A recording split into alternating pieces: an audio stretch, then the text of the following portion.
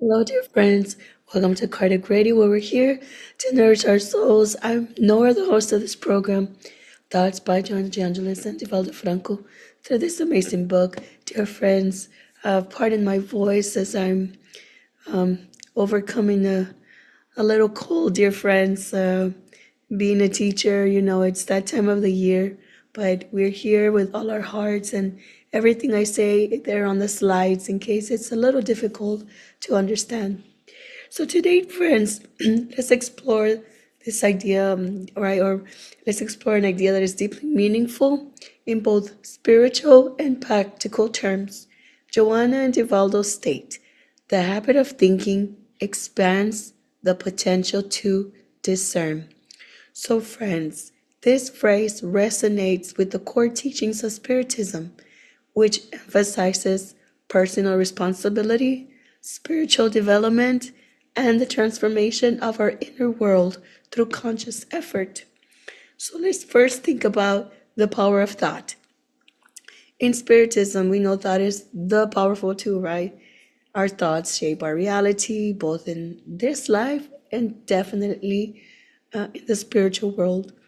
We know that it's not a passive activity, it's dynamic, it's creative, and very transformative. So when we engage in the habit of thinking deeply and intentionally, we begin to truly unlock new levels of understanding.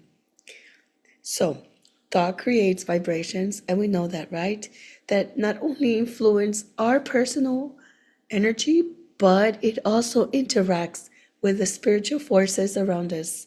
We know this. Allan Kardec, our founder of Spiritism, he taught us that our minds are capable of connecting with higher spirits through elevated thoughts, and likewise can connect, unfortunately, with lower vibrations through negative or selfish thinking. So now we're getting into, Joanna's like, well, expanding this potential to discern, how can we do it, right? First, let us understand what is discernment. Discernment is the ability to make sound judgments, to see things clearly as they are, and to distinguish between what is true and what is false. So, Spiritism teaches that our capacity to discern grows, right, with the depth and quality of our thinking. So let us consider the role of discernment in our lives. So this is a really good point for us to think about this, friends. The more we think critically and reflectively, the better we become at making decisions aligned with our spiritual purpose. So it's not about intellectualism, right, or knowing more about the facts. And in fact, it's actually about the inner wisdom, this kind of spiritual clarity that arises from cultivating these conscious thoughts that Joanna is um, helping us to remind us about that. So when we take the time to analyze situations, reflect on those actions, and seek deeper truths, dear friends, we expand our ability to navigate life's complexities. And this is how we evolve. So let's take a second because this is something to give us hope, give us purpose, right, dear friends? So, in our spiritual journey, the discernment allows us to differentiate between fleeting material concerns, right, and the eternal values of love, compassion, and moral progress. This is crucial in Spiritism, where we understand that our spiritual evolution depends on the choices we make and how we align our lives with those divine laws, right? And we find a lot of those laws in the Spirit's book, part three of the book, friends. So, Spiritism teaches that we are co creators of this destiny. So, by forming a habit of clear, positive thinking, we align ourselves with the higher vibrations of spiritual entities who support our growth. Conversely, allowing negative, shallow thinking diminishes our capacity to discern and maybe even end up attracting, right, those unhelpful spiritual influences. So, a lot of stuff for us to think about. And okay, right, we're like, well, how can we develop this habit of thinking? One way to see it is it requires mindfulness and dedication. So we really need to take each take time each day for reflection, to question our motives, to seek deeper meaning in our actions and thoughts, right? So let us go into the Spirit's book, in book 2, right? We have question 460, talks a little bit about the thoughts here.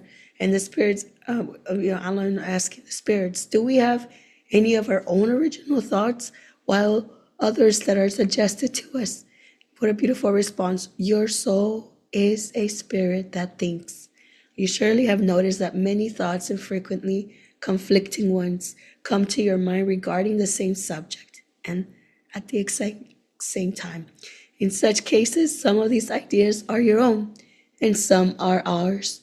This leads you to feelings of uncertainty because you have two conflicting ideas in your mind. So here the Spirit's telling us, right?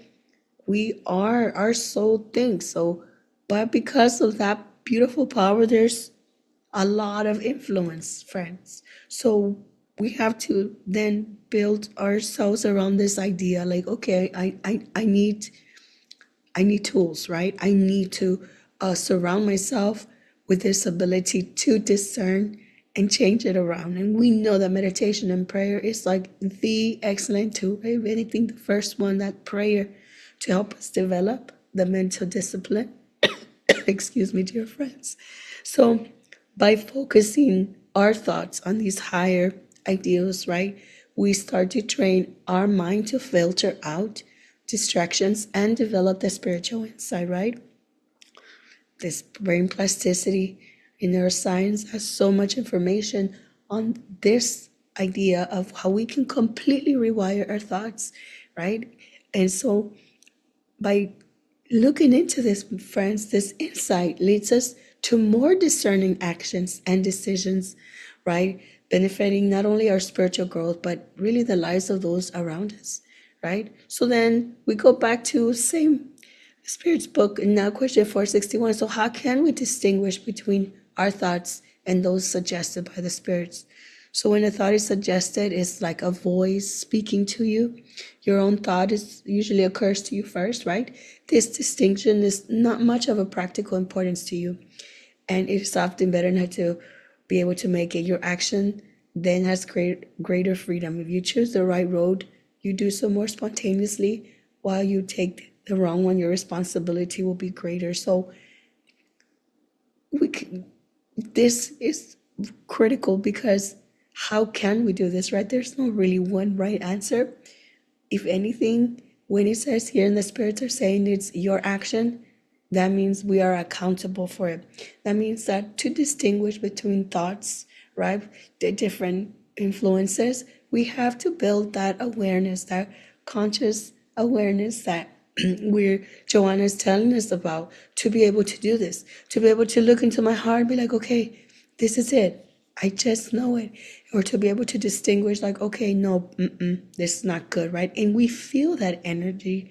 It shows in us, friends. So in closing, let's consider the importance of our thoughts, right? What kind of mental habits are we cultivating? Are they helping us discern the true purpose of our life, our relationships, and our spiritual path? Let us remember that the habit of thinking, when done with care and intent, opens doors to greater understanding, spiritual enlightenment, and profound inner peace. So as we expand our potential to discern, right? And thanks, Joanna, for this lesson.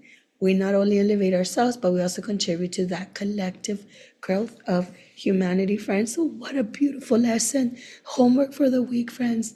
Let's keep our thoughts in check. Not easy, doable. Every day, all the time. Keep doing it. We keep practicing. We don't give up. And we can, friends. And honestly, the brain is incredible.